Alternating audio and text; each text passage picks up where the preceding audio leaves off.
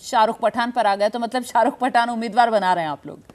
देखिए, प्रदेश अध्यक्ष के तौर पर हमारी जिम्मेदारी है कि दिल्ली के अंदर जो भी ऐसे परिवार हैं जहाँ जहाँ पे हमें ये लगता है कि उन परिवारों के साथ न्याय में देरी हो रही है या लंबित है मामले, उसमें हम चाहते हैं कि भाई उनकी मदद हो। सर और वो अलग बात है, कानूनी मदद अलग बात है, लेकिन यहाँ पर बात दिल्ली विधानसभा चुनाव से जुड़ी हुई है। आप प्रदेश अध्यक्ष हैं, तो फिर प्रदेश इकाई की तरफ से सिफारिश की जाएगी टिकटों का बंटवारे के लिए। जब नाम मांगे जाएंगे तो आप सिफारिश करने वाले प्रदेश इकाई शाहरुख पठान को उम्मीदवार बनाया जाए?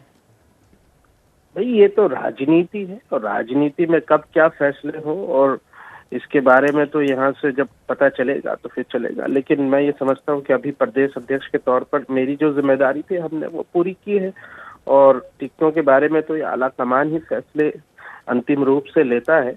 लेकिन मैं समझता हूँ कि सीलमपुर को कम से कम एक अच्छे उम्मीदवार की जरूरत है। यहाँ पे जो लोग आम आदमी पार्टी में थे वो कांग्रेस में चले गए, कांग्रेस वाले जिनको बुरा भला कहते थे वो आम आदमी पार्टी में चले गए।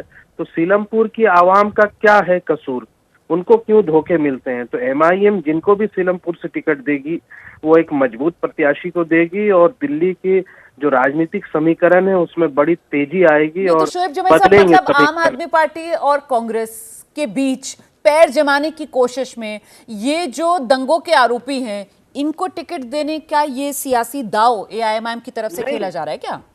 मैंने ऐसा कभी नहीं कहा कि भाई इनको टिकट हो गया है या फिर इस तरह की बातें, ऐसा तो कुछ भी नहीं है। ये तो लोग अपने अनुमान लगाते हैं, कयास लगाते हैं।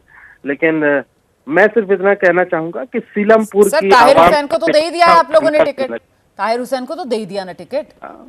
तो वो हमारा फैसला था, और हम तो मैं तो इसी फैसले पर तो मैं पूछ रही हूँ कि साहब एक तरफ आम आदमी पार्टी है, दूसरी तरफ कांग्रेस है, और वहीं इन दोनों के बीच वो जो मुस्लिम वोट है उसके बीच पैठ बनाने के लिए अब दंगे के आरोपियों को आप लोग टिकट देंगे? ताहिर हुसैन आम आदमी पार्टी के काउंसलर रहे हैं। हाँ। जिस ताहिर हुसैन के घर पर बैठ करके अरविंद केजरीवाल खाना खाया करते थे, जिस ताहिर हुसैन ने उस इलाके के लोगों के प्यार और मोहब्बत से काउंसलर जीत कर आए, उस ताहिर हुसैन को आम आदमी पार्टी ने धोखा दिया।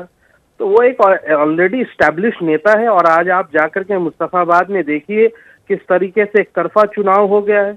आम आदमी पार्टी और कांग्रेस के दूसरे कैंडिडेट तो ये कह रहे हैं कि ताहिर हुसैन के अलावा तो कोई और दिखता ही नहीं है। मैं तो यही कह रही हूँ सर कि एआईएमआईएम जो है वो अपनी राजनीति चमकाने के लिए, मतलब कोई भी हो सामने दंगे का आरोपी हो उसको भी टिकट देने से, उसको भी उम्मीदवार बनाने से नहीं चूकेगी क्या? यही तो मैं सवाल पूछ रही थी और वही आपने जवाब दे दिया। विजेंद्र गुप्ता जी का हम रुख कर लेते हैं। विजेंद्र जी, ये दिल्ली की चुनावी राजनीति को कहां लेकर जा रही है एआईएमआईएम, ये पार्टी जिसको कई बार तो बीजेपी की भी बी टीम करार दिया जाता है, कई बार कांग्रेस की भी बी टीम करार दिया जाता है। फिलहाल तो ये दंगे के आरोपी ताहिर हुसैन के नाम का पहले उम्मीदवार के तौर पर ऐलान कर चुके हैं विजेंद्र जी, और अब ये शाहरुख पठान को भी चर्चा है कि उम्मीदवार बनाने वाले हैं दिल्ली विधानसभा चुनाव में।